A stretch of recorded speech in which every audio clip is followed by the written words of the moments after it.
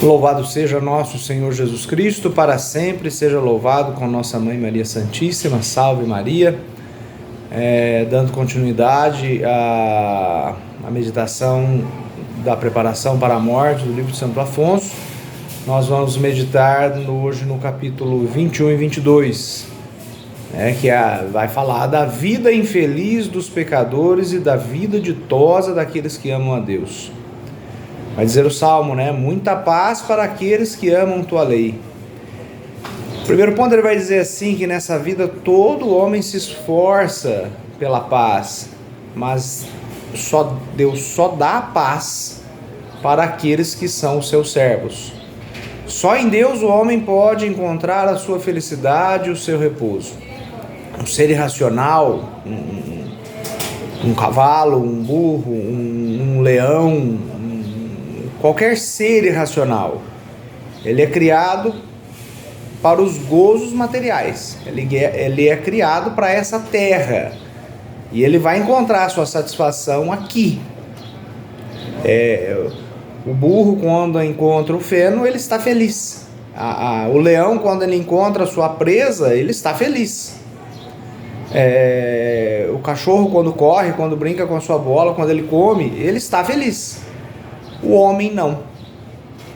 O homem já não participa dessa mesma natureza. A paz do homem, a felicidade do homem, ela se encontra somente em Deus.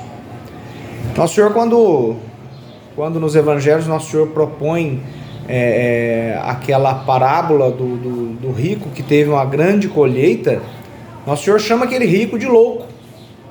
Porque ele teve uma grande colheita, ele destruiu os seus celeiros, construiu celeiros maiores, e ele vai dizer para a alma dele: alma minha, come, bebe, regala-te, porque você tem víveres para muitos anos. Nosso Senhor chama de louco. Ele vai dizer assim: hoje mesmo pedirão a sua alma, hoje mesmo pedirão a sua vida. E aí, você vai levar o quê? Nada, loucos. Os bens deste mundo são somente bens afarentes. Quanto mais se farta, mais falta ao homem. Por quê? Porque é só Deus que pode preencher. O livro do Eclesiastes, Salomão, que foi aquele mais sábio de todos os homens e aquele que experimentou todos os tipos de prazeres possíveis, ele vai dizer assim: vaidade das vaidades, tudo é vaidade. Tudo é mentira e loucura neste mundo. Por quê? Porque nenhum prazer ele preenche aquilo que o coração do homem deseja. Os bens deste mundo, além deles não satisfazerem, eles nos trazem penas que afligem o nosso espírito. Vai dizer o Senhor: não há paz para os ímpios. Se você parar para pensar e observar a história de Caim, quando Caim pecou e que Deus o amaldiçoou porque ele pecou e ele teve que errar pela terra, e mesmo Nosso Senhor dizendo que ninguém tocaria nele para vingá-lo de seu pecado, e Caim fugia. Ele fugia de quê? Ele fugia da sua própria consciência, o remorso. E vai dizer para nós que o remorso é um verme que não repousa. O remorso é um verme tão terrível que ele pode levar a pessoa ao suicídio. Veja o caso de Judas. Judas pecou, ficou com remorso, se suicidou. A alma privada de Deus, ela é um mar de tormentas. Ela pode ter todas as coisas, mas ela não vai encontrar a paz. O que ama Deus, mesmo se ele se encontrar na adversidade, ele vai se resignar, mesmo em todos os sofrimentos, em todas as angústias, em todas as tribulações, e aquela paz interior da pessoa, ela não vai ser perdida. Ele não terá nada, ele não terá absolutamente nada, será um pobre do Senhor, mas ele vai ter uma grande paz. Quem peca, ele é escravo do demônio, e o demônio, ele é um patrão que ele paga muito mal. Ele paga com aflições e paga com amarguras.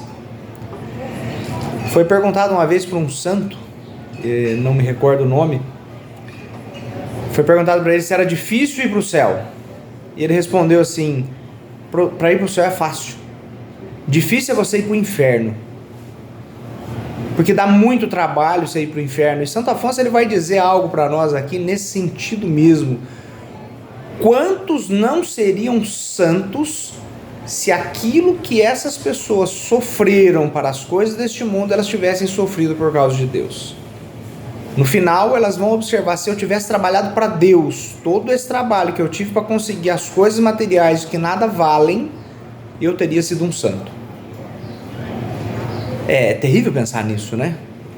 Só Deus pode contentar o coração do homem, porque o homem sempre fica procurando coisas para preencher o seu coração, mas é só Deus que consegue preencher o coração, porque nós somos criados para o infinito, e somente o infinito ele pode preencher o nosso coração. Criados para o infinito, nós não podemos desejar coisas finitas, mas nós devemos desejar o infinito, o bem supremo, o bem infinito. Quando nós nos encontramos com Deus, nós nos unimos a Ele, o nosso coração se aquieta, o nosso coração acha consolo e nós não desejamos mais nada. Vão dizer alguns santos que quando Deus nos introduz na sua adega, nós ficamos tão inebriados com aquele amor que nós passamos a desgostar das outras coisas que tem na terra. Nós devemos procurar o único bem para o qual se encanta o nosso coração, que é Deus. Procura o único bem no qual os encantos desta terra não podem competir. E veja, Santo Afonso ele vai dizer assim que quando Davi pecou, ele tomou a Betsabeia, tomou a mulher de Urias ali e acabou matando Urias para ficar com a mulher dele, porque ela tinha engravidado. Davi, ele pecou e ele viveu como se ele não tivesse cometido aquele pecado, ninguém conhecia aquele pecado, e Davi vivia entre banquetes, comes e bebes, diversões, entre os seus jogos, a sua caça, mas o seu coração não encontrava paz. Por quê? Porque ele estava em pecado, ele estava longe de Deus, e só Deus pode contentar as nossas almas, e Deus sabe contentar as almas daqueles que o amam. Dá mais contentamento uma só gota de celestial consolação nessa terra do que todos os prazeres do mundo. O Senhor vai dizer quando Nosso Senhor foi questionado por Pedro: Senhor, nós deixamos tudo nesse mundo, qual será a nossa recompensa? Nosso Senhor vai dizer para São Pedro e para os seus apóstolos que o Senhor vai dar o cêntuplo de todas as coisas que eles deixaram ainda nessa vida, com tribulações, mas ainda nessa vida. Deus dará a consolação para todos aqueles que o amam, e é uma consolação que ela é perene e ela é diferente de tudo aquilo que nós temos das consolações dos bens dessa terra. O Senhor dará o cêntuplo. Então o Senhor vai dizer assim: vinde a mim vós todos que estáis cansados. Essa terra não é uma terra para divertimentos, não é uma terra para prazeres, não é uma terra para descanso, não é uma terra para a gente fixar aqui a nossa morada. Essa terra é um lugar de merecimentos. Nós devemos passar por essa terra carregando a nossa cruz, tomando a cruz de nosso Senhor Jesus Cristo, tomando a sua cruz e caminhando após Ele. Nós não devemos fazer outra coisa. Evidentemente que nós teremos momentos de descanso, momentos de prazer, momentos de contentamento, até material, mas a nossa vida ela é uma caminhada aqui, ela não é um repouso. Nós não temos morada fixa aqui. Aqui nós construímos tendas, nós descansamos e continuamos a caminhar.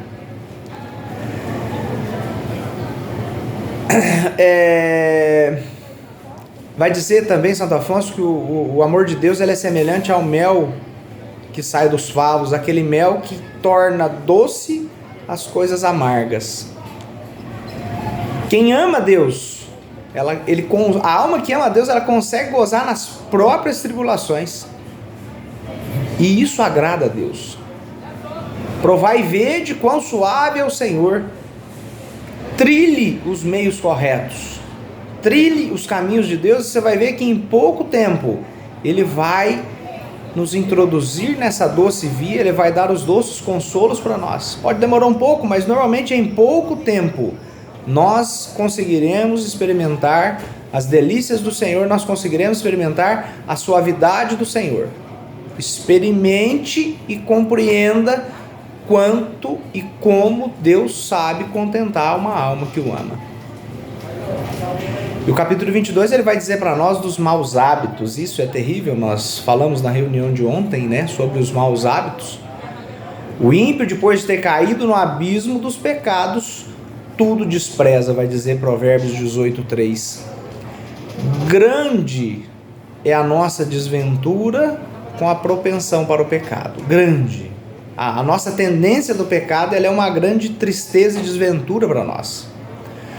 Nós somos como um frágil barco na tempestade, nós devemos passar por este mar com pouco peso, ou com absolutamente nada de peso. O que é esse peso? Peso é justamente os pecados, os nossos pecados. Por quê? Porque o pecado nos cega, e nós precisamos da luz divina para que nós não caiamos no pecado. Quanto mais culpa, mais cegueira nós acumulamos. Quanto mais se afasta de Deus, quanto mais as trevas elas se adensam na alma que se afasta de Deus, que peca. Vai dizer uma comparação interessante que a alma que peca é semelhante a um vaso cheio de terra. A luz divina não penetra aí. Os maus hábitos que nós adquirimos em virtude dos pecados, eles tiram de nós aquela repugnância natural pelo pecado. Nós perdemos aquela repugnância em pecar e nós começamos a pecar sem repugnância. Satanás ele é extremamente esperto quanto a isso, porque ele tenta as almas e ele faz como um pássaro amarrado num cordel. Quem é dominado por esses maus hábitos, ele é como um pássaro amarrado num cordel. Ele até tenta voar, mas na hora precisa é puxado o cordel. Quem é dominado pelo pecado, ele peca mesmo sem prazer. Ele peca mesmo sem ser tentado. Ele busca o pecado por si mesmo. Satanás não tem nem trabalho com ele. Por quê? Porque o hábito ele se converte em necessidade.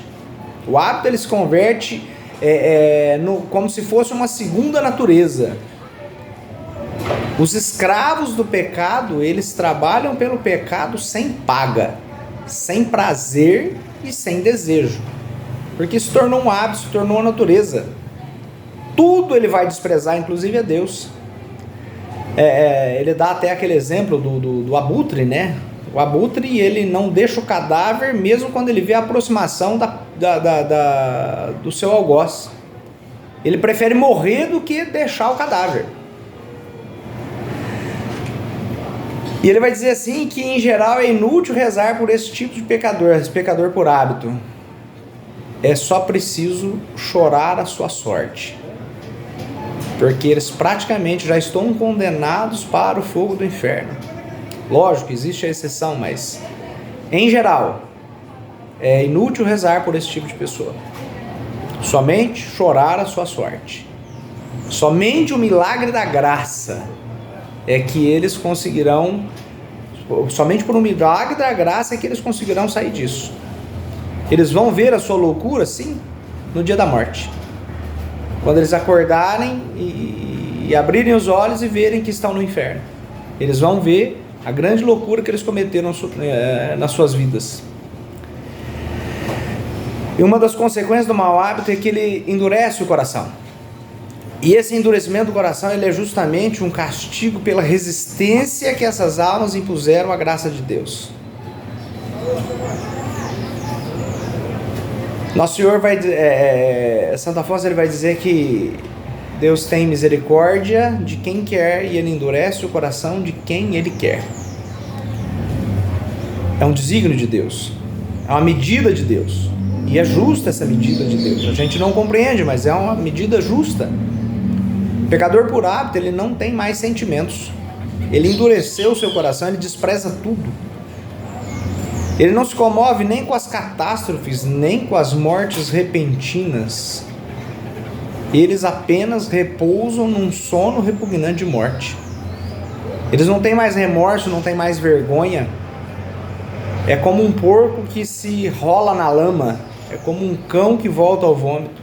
Eles não têm noção daquilo que eles são. Eles não têm noção da sujeira que eles vivem. Eles não se afligem, muito pelo contrário. Eles se riem, eles se regozijam e eles até se vangloriam daquela miséria que eles estão cometendo. Isso são sinais claros de condenação. E para nós é importante frisar que enquanto a gente ainda tem aquela moça na consciência, aquela dor de consciência, é sinal de que Deus ainda não nos abandonou. Mas depressa te corrija.